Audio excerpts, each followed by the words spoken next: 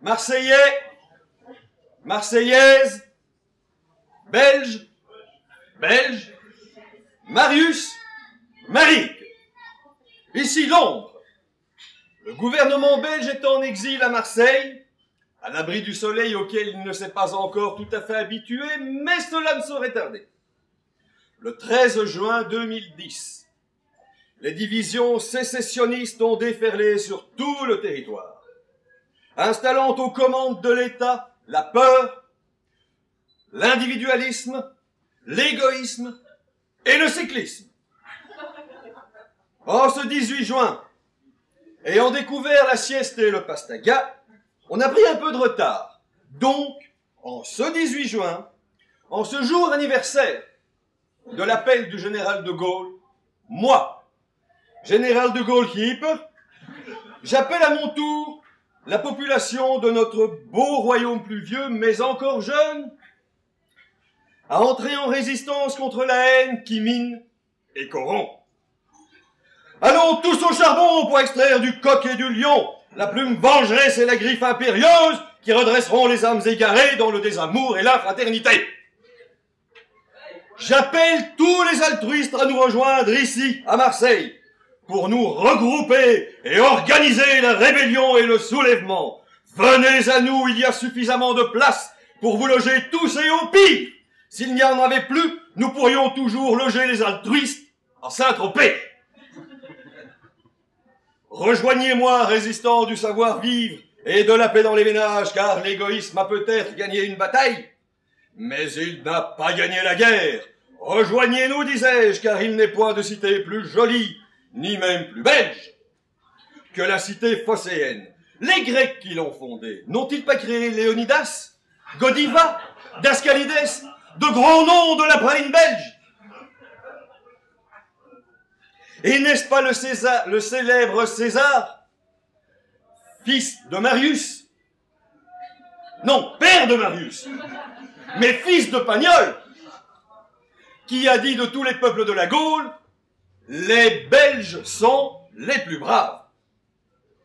Et même notre Premier ministre, Yves Le Terme, n'a-t-il point scellé nos deux peuples en entonnant la Marseillaise quand on lui demandait de chanter la Brabançonne? L'une et l'autre se confondirent ainsi, symbiose parfaite, unisson sublime, vérité incontestable. Oui, je l'affirme, Marseille et la Belgique sont une seule et même ferveur, trouvent leur source dans une seule et même saveur, celle d'une sardine qui bloqua l'entrée de notre vieux port, rejointe aujourd'hui celle de l'autoroute wallonne qui se mit à fondre un jour d'été trop chaud, celle d'un Marcel Pagnol qui découvrit grâce au mariage de mademoiselle Beulemans qu'on pouvait écrire des histoires avec l'accent. Et à propos d'accent, le Marseillais et le Bruxellaire ne sont-ils pas les mêmes, ne sont-ils pas frères? L'un dit putain, l'autre dit Tintin.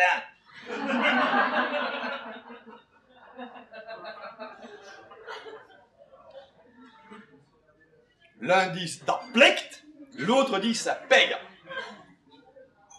Nous étions trop petits et trop hautains pour garder le Congo belge. Saisissons l'occasion pour adopter le Hoko marseillais. Et si l'occupation de notre nation par les forces obscures de l'individualisme haineux et délétère devait durer, les plans existent ici même qui imbriqueront la cité phocéenne à nos villes du Nord.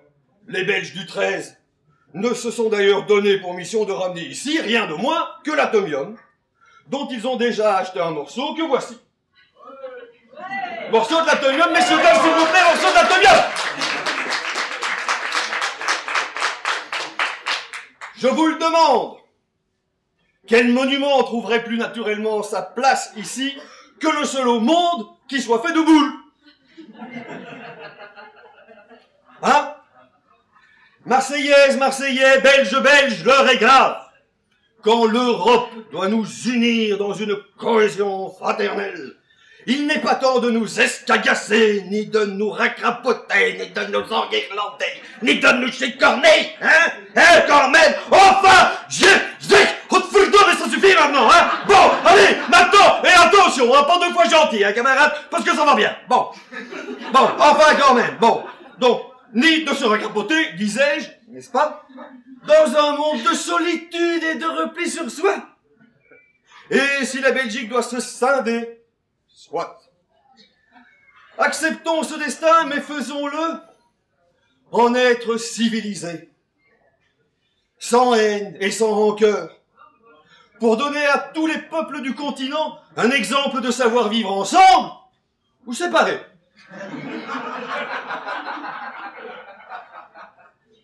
Prenons exemple sur notre plat national, la moule frite, où ce n'est pas parce que la frite se fait la malle que la moule s'effrite. Enfin, de vieux amants peuvent divorcer, sans pour autant cesser de s'aimer. Oublions nos rancœurs. Il faut oublier, tout peut s'oublier. Oublier le temps des malentendus et le temps perdu. Ne me quitte pas. Ne me quitte pas. Ne me quitte pas. Entre-temps, soulevez-vous, poitrine gonflée par le désir de vivre qui marche sur la plage et qu'on aime regarder. Soulevez-vous contre l'égoïsme, la rancœur et le mépris. Soulevez-vous donc, ô peuple de Marseille et de Belgique. Fourbissez vos pistolets à l'américain, armez vos mitraillettes de pain français et faites pam les bagnards. Aujourd'hui, nous n'avons plus l'anchois. Il nous faut nous dresser tous ensemble contre la première oppression au froid. Et pour aller au combat, épuisons l'ennemi jusqu'à le racrapoter. Chantons en chœur cet air du Nord sans craindre d'avoir l'air Brel. Cet air de Brel, poète qui inventa un jour le verbe frérer. C'était au temps où Marseille bruxelait. C'était au temps où Bruxelles marseillait. Nous vous attendons innombrables. Et une fois réunis, nous boirons ensemble le pastaga au quai des Belges et ferons mousser la bière sur la canne-bière. Je vous demande à présent de vous lever encore un petit peu plus haut pour entendre avec dévotion et émotion la fusion de nos hymnes nationaux.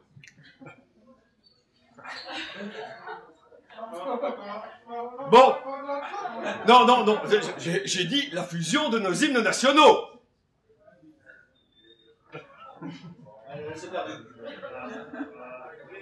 On m'informe que l'hymne est perdu.